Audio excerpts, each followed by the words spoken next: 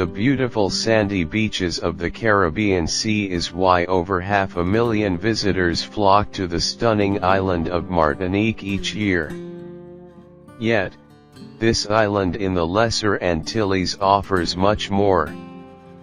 Whether it be climbing the volcanic Mount Pelée or exploring colonial and historical sites, tasting the locally produced fruit and rum, or enjoying the flora and fauna.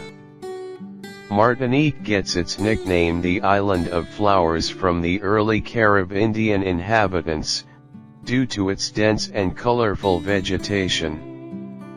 Nature lovers will revel in the biodiversity and natural beauty of the island. You cannot visit Martinique without a trip to the beautiful Caribbean beaches and coves of the island. The island is a perfect sailing, swimming and snorkeling destination, a true paradise for adventure seekers. Anyone in the Caribbean will tell you, Martinique is seen as the most wonderful and wild island. Its singularity.